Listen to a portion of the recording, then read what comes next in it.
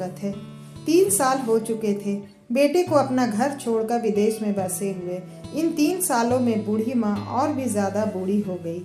75 वर्ष की उम्र में सुलोचना देवी की याददाश्त काफी कमजोर होती जा रही थी। उन्हें रोजमर्रा की चीजें याद न रहती, लेकिन जो उन्हें हमेशा याद रहता था वह था उनका बेटा। दिन हो या रात, एक पल भी ऐसा ना होता जब उन्हें अपने बेटे की याद ना आती। दूसरी तरफ बेटा था जो साल भर से एक आध बार अपने माँ को फ़ोन कर लिया करता और 1-2 मिनट से ज़्यादा बातें भी न करता। फिर भी यह बूढ़ी माँ टकटकी लगाए अपने बेटे का इंतज़ार करती रहती। एक दिन बेटे का विदेश से फ़ोन आया। हेलो हेलो, सुन रही हो ना माँ? अनिल बोल रहा हूँ, तुम्हारा बेटा। कैसी हो माँ? मैं ठीक हूँ बेटा। तुम बहू और मेरा पोता कैसा है? माँ ने पूछा। सब अच्छे हैं माँ, मैं अगले हफ्ते गांव आ रहा हूँ माँ तुम्हें लेने। हम सब साथ में ही लंदन में रहेंगे। तुम्हारी बहू कह रही थी माँ को यहाँ पर लेकर आओ, बेचारी अकेली वहाँ परेशान होती है, बेटे ने कहा। माँ की बूढ़ी सूखी आंखें आंसुओं से भीग गई। उनके कमज़ोर शरीर के नस नस में खुशी की लहर दौड़ गई। बेटे और बहू का अपने प्रति प्रेम देखकर माँ का मन खुशी से भर आया। बेटे ने आगे कहा, माँ तैयार रहना, मुझे ज़्यादा दिन छुट्टी नहीं है। जितने पैसे लेने हैं लेकर रखना। तब तक मैं प्रॉपर्टी डीलर से बात कर लेता हूँ घर के लिए। माँ ने पूछा। हाँ माँ, गांव का घर हमें बेच देना पड़ेगा। अब हम साथ ही रहने वाले हैं तो वहाँ पर घर रखने का कोई मतलब नहीं है, माँ ने बेटे से कहा। बुढ़ापे की वजह से ठीक से चलने में असक्षम माँ ने पूरे मोहल्ले में घूम घूम कर अपनी इस खुशखबरी को सबको सुनाया। सभी को खुशी हुई। सबको लगा माजी के आखिरी दिन अपने परिवार के साथ खुशी से बीत जाएंगे। घर वापस आकर माँ ने अपने घर के कोने कोने को ऐसे देखा जैसे वह अपने दूसरे बेटे को देख रही हो। देखे भी क्यों ना, उस घर को अपने बेटे से कम थोड़ी न समझा था। अपने पति के साथ 40 साल यहीं तो बिताए थे, लेकिन अब मजबूर थी बुढ़ापे के आखिरी साल बेटे और बहू के साथ बिताना चाहती थी। दिल पर पत्थर रखकर बेचने के लिए घर माँ तैयार हो गई। आनन फानन में बेटे ने घर को आधे दामों पर बेच दिया। माँ ने ज़्यादा नहीं, लेकिन जिन जिन चीज़ों को दिल से लगाया था उन चीज़ों को समेटा और बेटे के साथ टैक्सी में बैठकर एयरपोर्ट के लिए चली गई। एयरपोर्ट पर जाकर बेटे ने माँ से कहा, माँ तुम यहाँ बेंच पर बैठो, मैं सामान और बोर्डिंग पास की जांच कराकर आता हूँ।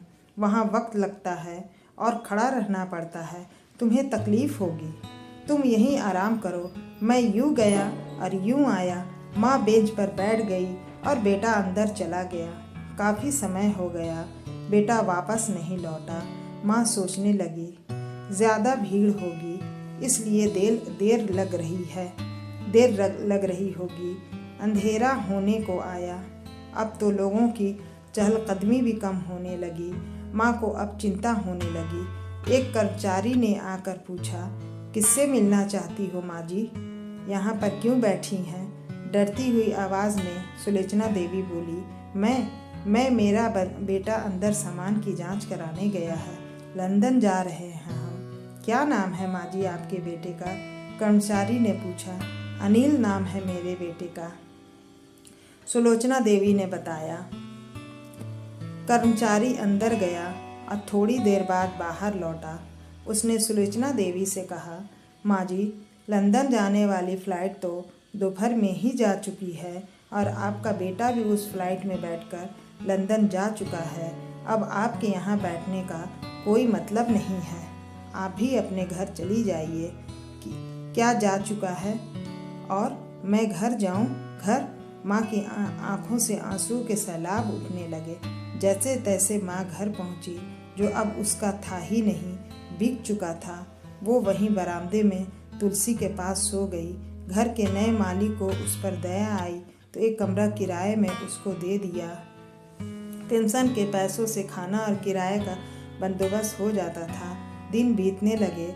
कुछ दिनों बाद घर के नए मालिक ने सुलोचना देवी से कहा, माँ जी, आप अपने रिश्तेदारों के यहाँ पर जाकर क्यों नहीं रहती है? इस उम्र में आपके लिए वही अच्छा होगा। अच्छा तो होगा, लेकिन अगर मेरा बेटा वापस आया तो उसका ख्याल कौन रखेगा? मेरा बेटा बहुत भोला है, उसे अपना ख्याल रखना बिल्कुल नहीं आता। मैं कहीं नहीं जाऊंगी, क्या पता कब उसे मेरी ज़रूरत पड़ जाए, माँ ने कहा। दोस्तों, सच बता रही हूँ, माँ की ऐसी बातें सुनकर मेरी आंखों में आंसू आ गए।